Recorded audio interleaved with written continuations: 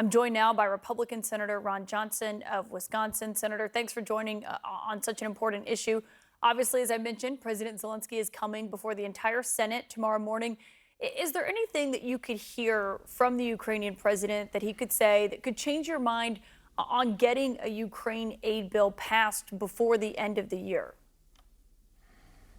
Well, Caitlin, well, first of all, I'm highly sympathetic with the courageous people of Ukraine who've been invaded by the war criminal Putin. There's absolutely no doubt about that. At the same time, I'm highly sympathetic to all the families who have lost loved ones to fentanyl overdoses. I'm highly sympathetic to the young women who are sex trafficked because of our open borders. President Biden and the Democrats' open border policy is a clear and present danger to America. About 6 million migrants during his administration have entered this nation. Either they've been encountered, processed, and dispersed, or about 1.7 million have been detected as gotaways. We have no idea who these people are or where they are. And when you have Hamas calling for days of rage and the FBI director saying that all the flashing lights, all the danger signals are flashing right now, it's something we need to be concerned about. So, unfortunately, this is about the only leverage Republicans have to force this administration to actually secure the border. And I think we ought to take that opportunity because this is our top national security and homeland security priority is to secure that border. I understand this is a big push from Senate Republicans. They want immigration changes tied to a part of this. I want to talk about your views on the border, what you think needs to happen. But on this issue specifically, do you believe that Ukraine aid, another round of funding, will get passed this year, which the White House says it urgently needs to happen, not be punted to 2024? That's hard to say. We have to secure our border, not just getting minor immigration changes. We actually have to secure the border. It's a national security imperative, priority for America. In terms of what happens in Ukraine, unfortunately, we're into the 22nd month of now what is just a bloody stalemate. It's not a fair fight. Ukraine cannot really do what would be necessary to really defeat Russia. So the only way this war ends is through a negotiated settlement. Every day that goes by, more Ukrainians die, more Russian conscripts die. I take no pleasure in that. More of Ukraine is destroyed. So I think the strategy on the part of the administration in Ukraine should be trying to, use whatever aid they get to try and bring Putin to a negotiated settlement. But if you don't give them any aid, I mean, what does that look like? A negotiated settlement? What do you think that they should cede? How do they decide what to give up to Russia? Well, again, it's very difficult to say exactly what they need. We've heard different things. For one thing, we've heard an advisor to President Zelensky say they're stealing like there's no tomorrow. We heard that Ukraine's, pretty good funding through the winter, and then all of a sudden now it's the end of December. So, unfortunately, you cannot trust this administration to tell you the truth. I'd like to get the truth out of them. Don't know that's really going to be forthcoming. But again, the top priority of our nation right now is to secure our border, not just minor immigration reform, and not send American tax dollars over to Ukraine. As sympathetic as I am with the Ukrainian people. Those questions you have about the policy, I mean, wasn't there a briefing on Capitol Hill last week where administration officials were there talking about why they needed more aid for this funding? Did you ask them those questions then? They were asked. They don't answer the questions. Again, one senator who'd been briefed said that Ukraine had they're going to be fine through the end of the winter, and asked the question, so why now is at the end of December? You don't get a straight answer out of them. So again, you simply can't trust this administration to tell you the truth. But did you ask those questions? I asked, what is the end game here? I asked, when I was at President Zelensky's inauguration, when I met with him 2 months later, because I was the chairman of the European Subcommittee on Foreign Relations. Back then, President Zelensky wanted a peace agreement with Putin.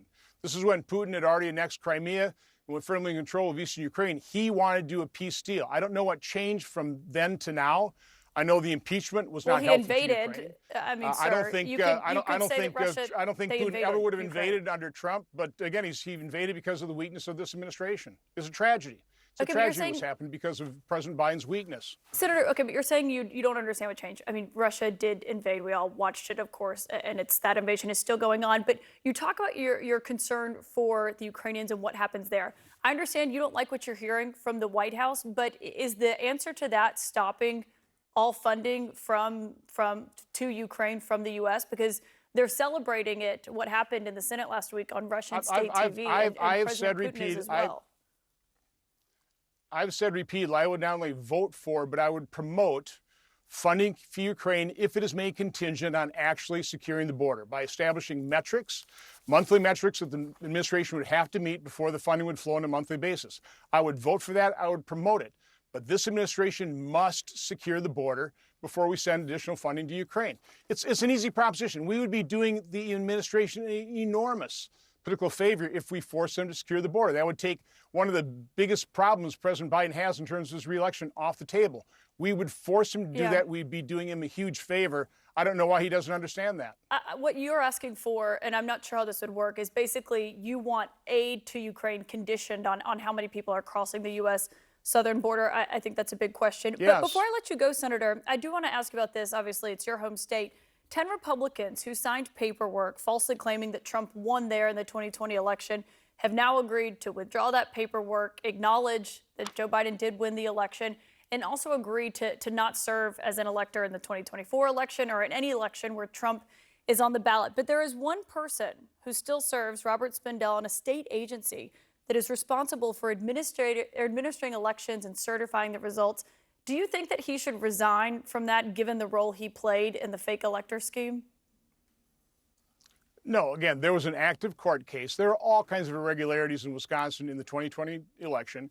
And in order to make sure that the case just wasn't determined to be moot, they had to have an alternate slate of electors, just like Democrats have done repeatedly in all kinds of different states. There was nothing untoward about what they did. There was nothing illegal about what they did.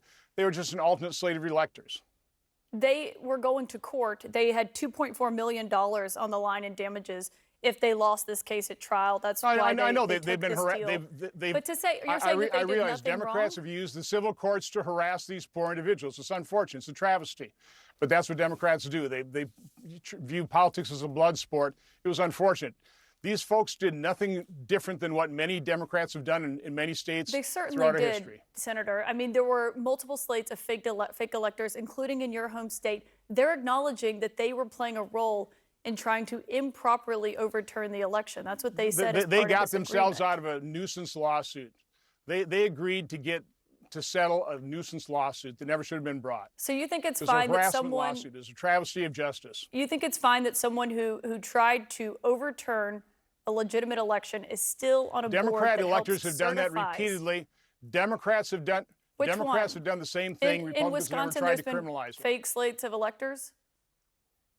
No, it's happened in different states. I Which didn't ones, come sir? prepared to give you the exact states, but it's happened. It's happened repeatedly. It has happened repeatedly. Just go check the books. Which books?